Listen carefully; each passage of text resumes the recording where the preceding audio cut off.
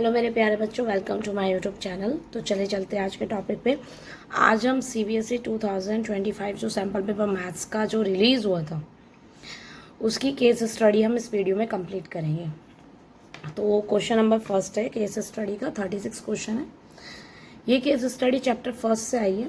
देखो, a city's traffic management department is planning to optimise traffic flow by analysing the connectivity between various traffic signal. The city has 5 major spots labeled A, B, C, D, E. जैसा कि आप figure में देख पा रहे हो, यहाँ पर 5 मेजर स्पोर्ट्स हैं, बड़े बड़े स्पोर्ट्स आपको शो हो रहे हैं। ठीक है, यहाँ पर ट्रैफिक मैनेजमेंट के लिए प्लानिंग की गई है। तो ये ए है, यहाँ बी सिग्नल के लिए, यहाँ पर सी है और यहाँ डी है और यहाँ पर क्या है ई। अब हमसे क्या कह रहा है क्वेश्चन आगे, The department has collected the following data regarding one-way traffic flow between spots. ये हमें कुछ डाटा दिया हुआ है। Traffic flow from A to B, A to C and A to D, traffic flow from B to C, B to E, and traffic flow from C to E, traffic flows from D to E and D to C. The department wants to represent the analyze this data using relation and function. Use the given data to answer the following question. First question है हमारा, the traffic flow reflexive, traffic flow transitive, second question है। और third question हमसे पूछ रहा है कि जो रिलेशन है ट्रैफिक फ्लो की as a set of ordered pair, उसको रिप्रेजेंट करना है। रिलेशन को ऑर्डर पेयर की फॉर्म में हमें लिखना है, फिर हमें उसके डोमेन और रेंज बताने हैं। और जो हमसे लास्ट क्वेश्चन पूछ रहा है, does the traffic flow represent a function, जो ट्रैफिक फ्लो है वो क्या एक फंक्शन है, जस्टिफाई करना है अपने आंसर को। तो ऊपर तो भाई बच्चों डिटेल्स वगैरह दे रखी है। मेन क्वेश्चन हमारा जो स्टार्ट है वो यहाँ से स्टार्ट है। अब हम बनाएंगे सबसे पहले रिलेशन। क्वेश्चन नंबर 36 है हमारा ये। नाउ रिलेशन क्या होगी, देखो रिलेशन क्या होते हैं, रिलेशन में आते हैं ऑर्डर्ड पेयर। ऑर्डर्ड पेयर होते हैं ना, जैसे एक्स का वाई से रिलेशन है, ऐसे ही देखो ट्रैफिक फ्लो कहाँ से है, ए का बी से, ए से B, traffic flow from A to B, तो ए की रिलेशन बी के साथ, यानी ordered pair A B.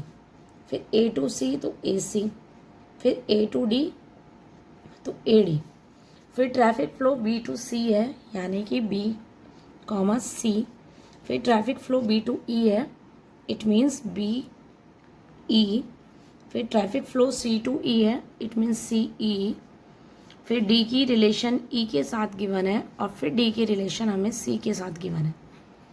Normal सा क्वेश्चन है, ऊपर सारी डिटेल ट्रैफिक के बारे में बता रखी है। आपको क्वेश्चन यहाँ से स्टार्ट करना है। डिपार्टमेंट ने कुछ डाटा कलेक्ट किया गया है, one way traffic flow between sports.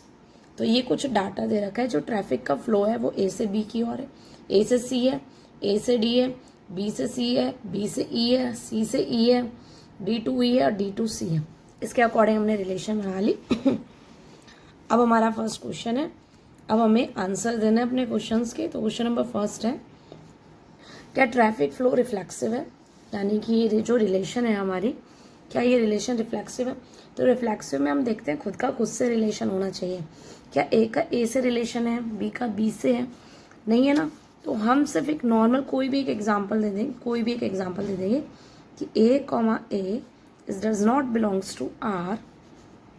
और भी अगर हम देना चाहें, बाकी एक बहुत है कि ए और ए जो है वो आर में नहीं है, so that R is not transitive, not reflexive, sorry. Now question number second है, सिमेट्रिक तुमसे पूछा नहीं, ये पूछा है क्या ट्रैफिक फ्लो ट्रांजिटिव है। ट्रांजिटिव की डेफिनेशन क्या होती है कि ए का बी से रिलेशन हो, बी का सी से रिलेशन हो, तब हम चेक करते हैं ए का सी से रिलेशन है क्या। अब देखो, अगर यहाँ ऑर्डर्ड पेयर ए बी है, फिर हम यहाँ देख लें ए बी के रिगार्डिंग बी सी, तो आपको देखना है क्या ए सी है, तो ए सी है। अभी हम और चेक करेंगे, एक से ही नहीं कह सकते। ए बी है, दूसरा ऑर्डर्ड पेयर बी ई, तो आपको देखना है क्या ए ई है। तो हम देखें तो यहाँ पर ए ई नहीं है, यानी कि ट्रांजिटिव नहीं है। लिखोगे कैसे आप कि A B belongs to R, B E belongs to R, but A comma E does not belongs to R. Hence, R is not transitive. इसी क्वेश्चन का थर्ड पार्ट है, represent the relation, describe the traffic flow. जो relation है वो किसको represent कर रही है, traffic flow as set of ordered pair. अच्छा, आपको रिलेशन जो है वो रिप्रेजेंट करनी है सेट ऑफ ऑर्डर्ड पेयर की फॉर्म में, तो वो तो हमने रिलेशन रिप्रेजेंट कर दिए। डोमेन और रेंज बताना है, ऑर्डर्ड पेयर की फॉर्म में रिलेशन को लिखना है, तो ये मैंने रिलेशन लिख दिए। डोमेन हमें पता है आगे वाले एलिमेंट जो होते हैं रिलेशन में, आगे वाला एलिमेंट डोमेन होता है, ए बी सी और फिर कौन सा हो गया डी, ये डोमेन है। नेक्स्ट हमसे रेंज भी पूछिए, तो रेंज पीछे वाले एलिमेंट होते हैं, पीछे वाले एलिमेंट में बी सी डी है और ई है, ठीक है। अब हम इसका और वाला पार्ट करते हैं, क्या ये रिलेशन जो है, जो ट्रैफिक फ्लो रिप्रेजेंटेटिव फंक्शन, क्या ये रिलेशन फंक्शन है, जस्टिफाई करना है अपने आंसर को। तो फंक्शन क्या होता है बच्चों, फंक्शन होता है डोमेन की हर एलिमेंट की एक इमेज होनी चाहिए, सिंगल इमेज होनी चाहिए, एक से ज़्यादा इमेज नहीं होनी चाहिए। तो अगर हम यहाँ देखें तो एक ही इमेज बी से, एक ही इमेज सी से भी है और एक ही इमेज डी से भी है, तो वैसे ही ये क्या हो गया, फंक्शन नहीं है। चाहो तो आप फिगर से शो कर सकते हो, यहाँ पर मैंने ए लिखा है, एक ही इमेज बी से भी है, एक ही इमेज सी से भी है, एक ही इमेज डी से भी है। A has more than one image. Function is, this is not a function. तो ये हमारी हो गई केस स्टडी फर्स्ट, जो कि चैप्टर फर्स्ट की थी। अभी हमारी केस स्टडी नंबर सेकंड है 37। ये चैप्टर 6 का केस स्टडी है। LED bulbs are energy efficient because they use significantly less electricity than traditional bulbs while producing the same amount of light. They convert more energy into light rather than heat, reducing waste. Additionally, their long lifespan means favor replacement, saving resource and money over time. इसमें LED bulb के बारे में बताया है, जो basic चीज़ें होती है कि पहले के टाइम पे क्या होता था, अभी नहीं, पहला टाइम तो नहीं, मतलब तो अभी एलईडी बल्ब्स का यूज़ ज़्यादा हो गया है। पहले जो बल्ब्स होते थे, जो 100 वाट के 200 वाट के मोटे मोटे से येलो येलो कलर के जो बल्ब होते थे, अब एलईडी बल्ब होते हैं जो कि 9 वाट के 18 वाट के ऐसे होते हैं। ये क्या, इनमें क्या होता है कि देखो कम इलेक्ट्रिसिटी लेते हैं, बिजली का खर्च कम आता है, लेकिन उतनी ही अमाउंट की लाइट देते हैं हमें। इनसे देखो काफ़ी सारी चीज़ें वेस्ट होने से बच जाती है। देखो रिप्लेसमेंट भी इनका नहीं होता, इनकी लाइफ भी लंबी है और रिसोर्सेज भी सेविंग हो जाते हैं। मैंने जैसे अभी बताया लाइट वगैरह के बिल वगैरह भी बचते हैं और मनी भी, पैसा भी इससे बचता है। तो ये तो बेसिक नॉलेज है। मेन क्वेश्चन हमारा नेक्स्ट आगे से स्टार्ट है। A company manufactures a new type of energy efficient LED bulb. The cost of production and revenue generated by selling X bulb are modeled as, number of bulbs हमें X दे रखे हैं। Company जो है LED bulb को क्या कर रही है, मैन्युफैक्चर कर रही है। हमें कोस्ट का जो फंक्शन है, ये कोस्ट का फंक्शन है और ये रेवेन्यू का फंक्शन है। CX एंड RX दोनों हमें दिए हुए हैं। CX जो है नंबर ऑफ बल्ब हमारे X को रिप्रेजेंट कर रहे हैं, CX हमारा कोस्ट फंक्शन है, RX हमारा रेवेन्यू फंक्शन है। ठीक है, अब क्वेश्चन पे आते हैं। To maximise the profit, profit को मैक्सिमाइज करने के लिए company need to analyse these functions using calculus. Calculus की जरूरत है। कंपनी जो है, इनके जो फंक्शन में हम कैलकुलस की यूज से जो प्रॉफिट है वो मैक्सिमम करें। कंपनी जो मैक्सिमम करना चाहती है profit. Use the given models to answer the following questions, हमें आंसर देना है। पहला क्वेश्चन कह रहा है कि प्रॉफिट फंक्शन बनाना है। फर्स्ट क्वेश्चन देखो,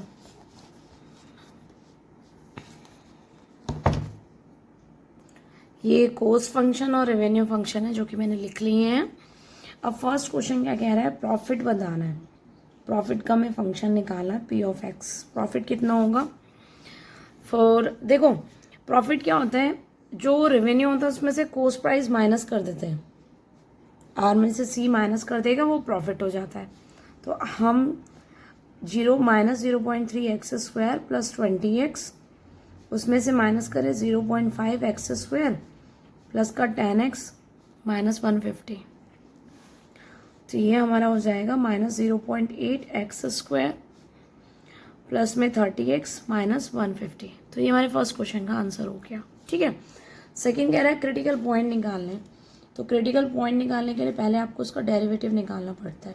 तो डेरिवेटिव अगर हम निकालें तो माइनस 1.6x प्लस में 30 for critical point.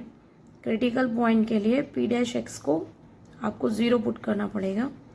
P dash X equal to कितना हो जाएगा 0। It means minus 1.6x plus 30 अगर 0 होगा तो इससे x की जो वैल्यू आएगी वो 30 अपॉन में 1.6 आएगी, पॉइंट हटेगा 0, तो ये जो जाएगा डिवाइड 18.75 टाइम जाएगा।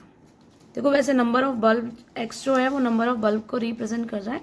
वैसे तो ये पॉइंट में नहीं होते हैं, ये जो नंबर ऑफ बल्ब पॉइंट में थोड़ी ना पॉसिबल है, पर हमारा आंसर जो है वो 18.75 ही आया है। अभी हम आगे क्वेश्चन पढ़ लेते हैं, देखो क्या कह रहा है। Next, determine whether the critical point corresponding to maximum or a minimum profit by using second derivative test. Second derivative test को यूज करके हमें बताना है जो क्रिटिकल पॉइंट आया उसके करस्पॉन्डिंग जो प्रॉफिट है हमारा वो मैक्सिमम है या मिनिमम। सेकंड डेरिवेटिव टेस्ट में आपको डबल डिफरेंशिएशन करना है। दोबारा अगर हम करें तो माइनस 1.6 आएगा और इसका 0 हो जाएगा, यानी कि वैल्यू कैसी हो गई लेस देन 0। अगर डबल डिफरेंशिएशन आपको माइनस में मिल रहा है यानी कि नेगेटिव वैल्यू मिल रही है क्रिटिकल पॉइंट को पुट करने पर, यहाँ पर x है ही नहीं जो क्रिटिकल पॉइंट पुट करना पड़े, यानी वैल्यू कितनी हो गई माइनस 1.6 ही आएगी। तो प्रॉफिट कैसा हो जाएगा maximum, profit will be maximum.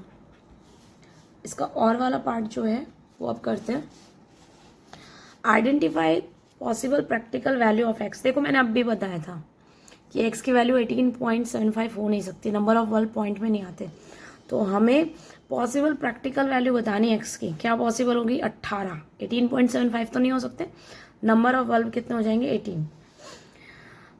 That can maximise the profit if the resource available and expenditure on machine allowed to produce minimum 10 but not more than 18 bulb per hour. Also calculate the maximum profit. आपको इसकी possible value लेनी है, x की possible value कितनी हो गई 18। उस पर हमें ये बताना है कि मशीन जो है प्रॉफिट कब लेगी, प्रॉफिट बताना है कब लेगी और प्रॉफिट बताना है कितना होगा। ठीक है, जो मशीन है वो 1 घंटे में 10 से ज़्यादा और 18 से कम बल्ब को प्रोड्यूस करती है। ठीक है, तो ऑब्वियसली है ज़्यादा से ज़्यादा बल्ब प्रोड्यूस होंगे तभी तो मशीन प्रॉफिट लेगी। तो नंबर ऑफ बल्ब हमारे कितने हो जाएंगे, x की वैल्यू कितनी हो जाएगी 18, x हम कितना लेंगे 18। अब प्रॉफिट निकलेगा कैसे, प्रॉफिट तो p जो प्रॉफिट का फंक्शन है उसी में पुट करके निकलेगा, ये वाला जो प्रॉफिट का फंक्शन है। तो p ऑफ 18 पे वैल्यू निकलेगी माइनस 0.8 इंटू में 18 का स्क्वायर प्लस में 13 इंटू में 18 माइनस कितना हो जाएगा 150। इसमें हम वैल्यू पुट कर देंगे और जो भी हमारा आंसर आएगा, मैंने कैलकुलेशन कर रखी है 130.80 आंसर आएगा इस क्वेश्चन का। तो ये हमारा इस क्वेश्चन का क्या हो गया आंसर। उसने यही बोला है मैक्सिमम प्रॉफिट बताना है आपको, मशीन 10 से ज़्यादा और 18 से मतलब मिनिमम 10 बल्ब और 18 से ज़्यादा बल्ब जो है वो प्रोड्यूस नहीं करती पर आवर में आपको, यानी हम मैक्सिमम प्रॉफिट किस पे निकालोगे, ज़्यादा से ज़्यादा बल्ब, और बल्ब ज़्यादा कितना है 18। ठीक है, तो ये हमारे इस क्वेश्चन का क्या हो गया आंसर। अब नेक्स्ट केस स्टडी नंबर 3 है। Excessive use of screen can result in vision problem, obesity, sleep disorders, anxiety, low retentions problem, can impeded social, emotional comprehension and expression. It is essential to be mindful of amount of time we spend on screen and reduce our screen time by taking regular breaks, setting time limits and engage in non-screen based activity. ये normal बात बता रखी है कि बच्चे जो हैं वो मोबाइल पर अगर टाइम देते हैं तो उनको विज़न प्रॉब्लम हो जाती है, स्लिप डिसऑर्डर हो जाता है, उनको एंजाइटी हो जाती है। तो उसके लिए हमें क्या करना चाहिए वो सब इसके बारे में बता रखा है कि टाइम लिमिट कम कर दो, ब्रेक दो देखने के लिए, बार बार मोबाइल नहीं देखना चाहिए, और जो mobile non screen based activity है वो सब करना चाहिए। तो ये सारी जनरल डिटेल है। हमारा क्वेश्चन यहाँ से स्टार्ट है। In a class of student of age group 14 to 17, 14 to 17 age group के बच्चों पर देखा गया कि the student were category into 3 group according to a feedback from filled by them. 3 category के बच्चे देखे गए हैं 14 to 17 एज ग्रुप में। The first group constituted of student who spend more than 4 hour per day on the mobile. एक group तो वो है जिसमें 4 घंटे से ज्यादा बच्चे जो है मोबाइल पर अपना टाइम देते हैं, और दूसरा ग्रुप वो है जिसमें 2 से 4 घंटे के बीच में देते हैं, और तीसरा ग्रुप वो है जो 2 आवर्स से भी कम टाइम जो है वो मोबाइल पे देता है। क्वेश्चन जो है वो हमारा 3 तरीके के बच्चों पे डिपेंड हो गया। हमारे पास 3 टाइप्स के बच्चे हैं। अब आप इन्हें चाहे E1, E2, E3 इवेंट बोल देना, मैं यहाँ पर लिख देती हूँ। एक वो बच्चे हैं जो मोर देन 4 आवर ज़्यादा टाइम देते हैं, एक वो बच्चे हैं जो 2 to 4 आवर देते हैं, और एक वो बच्चे हैं जो लेस देन 2 आवर देते हैं टाइम। ठीक है, आप इस तरीके से E1, E2, E3 इवेंट बना सकते हैं कि बच्चे जो है E1 इवेंट हो जाएगा student who spend more than 4 hour. मैंने यहाँ लिखा नहीं, आप कंप्लीट स्टेटमेंट लिख लेना। ठीक है, this first group with the high screen time is 60% of all the student. 4 घंटे से ज़्यादा टाइम देंगे तो ऑब्वियसली हाई स्क्रीन टाइम हो जाएगा। फर्स्ट ग्रुप है वो 60% टाइम। सेकेंड ग्रुप जो है वो मॉडरेट स्क्रीन टाइम उसका 30% है। थर्ड ग्रुप का लो स्क्रीन टाइम ओनली 10% है। ये हमारे इवेंट E1 है, E2 इवेंट है, और ये E3 इवेंट है। कहो तो यानी कि प्रोबेबिलिटी ऑफ E1 हमारी 60/100 है, एंड प्रोबेबिलिटी ऑफ E2 हमारी 30/100 है, और प्रोबेबिलिटी ऑफ E3 जो है वो हमारी 10/100 है। अब क्या है question, it was observe that 80% student of first group face server anxiety and low retention issues. 80% student जो पहले ग्रुप के हैं उन्हें डिसऑर्डर्स हो रहे हैं, 70% स्टूडेंट सेकेंड ग्रुप के हैं उन्हें डिसऑर्डर हो रहा है, और 30% थर्ड ग्रुप के हैं उन्हें भी सेम सिम्टम्स है। तो इवेंट ए क्या होता है जो तीनों में कॉमन हो। कॉमन बात क्या है कि बच्चों को क्या फेस करना पड़ रहा है, group faced server anxiety and low retention, जो भी थ्योरी है पूरा ये इस तरीके से आप कंप्लीट कर लेना। ठीक है, जो कॉमन है। अब A/E1 का मतलब क्या है कि जो 4 घंटे से ज़्यादा स्क्रीन पर टाइम दे रहे हैं उन बच्चों को ये डिसऑर्डर हो रहा है, तो वो हमारे 80/100 है। A/E2 कितना हो गया, सेकेंड ग्रुप के बच्चों को प्रॉब्लम है 70/100, एंड A/E3 कितना हो गया 30/100। ठीक है, सीधी सी बात है, बेस क्वेश्चन का क्वेश्चन तो बनेगा ही इसमें, इस तरह के क्वेश्चन से बेस क्वेश्चन आती है। फर्स्ट क्वेश्चन देखो, what is the total percentage of students who suffer from anxiety and low retention issues in the class. यानी कि इवेंट ए की प्रोबेबिलिटी पूछ रहा है, सीधा सीधा इवेंट ए बोला है उसकी प्रोबेबिलिटी बतानी है। टोटल प्रोबेबिलिटी का ये क्वेश्चन है। फॉर्मूला बिल्कुल बच्चों इवेंट लेट करने इस तरीके से, मैंने आपको बोला भी, मैंने बोला था थ्योरी वो एज इट इज लिख लेना, मैंने नहीं लिखा है, पर इवेंट लेट करने पड़ेंगे। Probability of A/E1 plus probability of E2 into में प्रोबेबिलिटी ऑफ A/E2। फॉर्मूला भी यूज करना पड़ेगा, लिखना पड़ेगा सब। बाय पार्ट्स मार्किंग होती है, फॉर्मूले के भी मार्क्स होते हैं। E1 हो गया 60/100, मल्टीप्लाई में A/E1 80/100, 30/100 मल्टीप्लाई में 70/100, 10/100 मल्टीप्लाई में 30/100। ठीक, वैल्यू पुट कर दी, सॉल्व कर लेते हैं। 1 2 2 0 कैंसिल, 1 2 2 0 कैंसिल, 1 2 2 0 कैंसिल। तो ये हो गया हमारा 48 प्लस में 21, और ये हमारा हो जाएगा 3/100। It means 51 and 21, 71/100। आंसर हमारा आ गया 72। हाँ, 72% आंसर है इस क्वेश्चन का। अब हम करेंगे क्वेश्चन नंबर 2।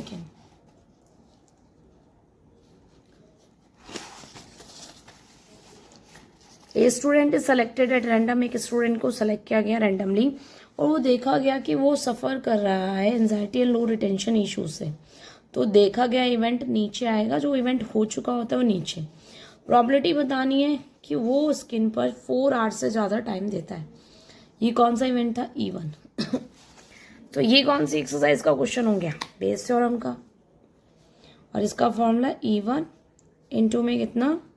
A/1 अपॉन में वही टोटल, पूरा टोटल प्रॉबिलिटी वाला E1 A/1 plus E2 probability of A/E2 plus E3 A/3। Value put कर दें। E1 तो हमारा 60/100 है, A/1 80/100 है, नीचे पूरा टोटल आएगा 72/100। 2 0 से 2 0 कैंसिल एंड 2 0 से 2 0 कैंसिल। 6 इंटू 8/72, 8 9 72 एंड 2/3 इस क्वेश्चन का क्या हो गया? आंसर। तो यहाँ पे ये सारी केस स्टडी ख़त्म हो गई है, पूरा सैम्पल पेपर ख़त्म हो गया है। आई होप ये सेशन अच्छा रहा हो, अच्छे से सारे क्वेश्चन समझ में आए हों। तो मैं दुआ करती हूँ कि आपका CBSE रिज़ल्ट भी बहुत अच्छा जाए, सब बच्चे सफल हों। थैंक यू सो मच बच्चों, पढ़ते रहो बढ़ते रहो।